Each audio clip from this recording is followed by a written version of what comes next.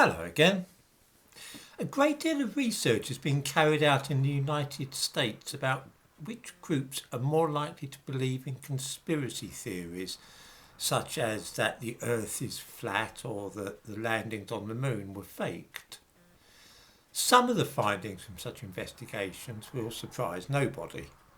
For example, there's a strong and direct link between the number of years spent in academic education and willingness to accept ideas which run counter to mainstream thinking about history and science. There is also, again unsurprisingly, a connection between IQ and a willingness to swallow irrational beliefs.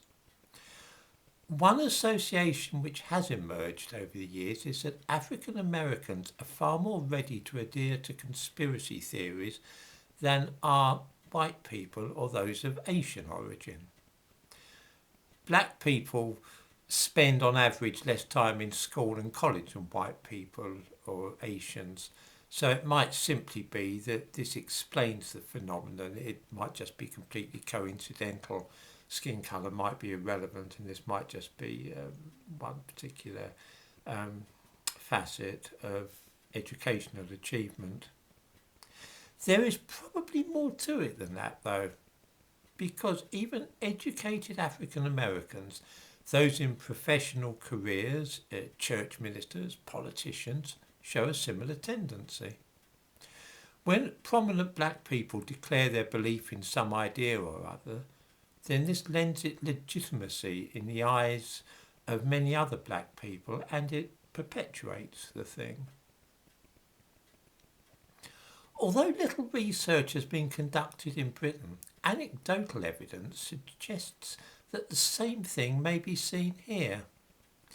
This is of great importance because it may shed light on the eagerness of many black people to believe that they have been cheated of their rightful place in world history and also specifically British history.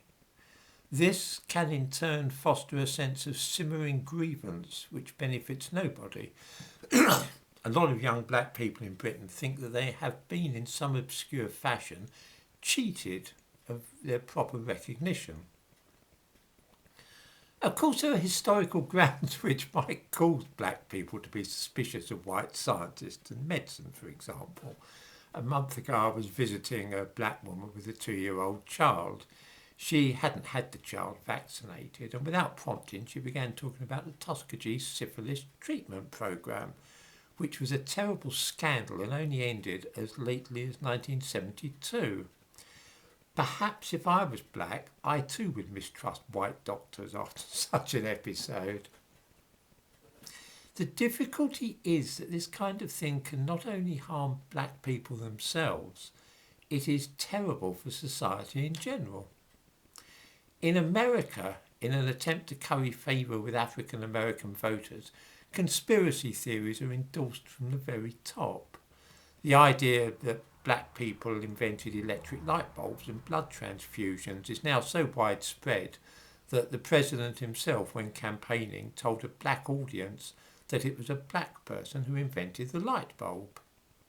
Of course, this is nonsense, but it fuels resentment among black people and causes them to feel cheated, and this in turn gives them the idea that white society owes them some compensation for stealing so many of their inventions and so on, and preventing them from getting on.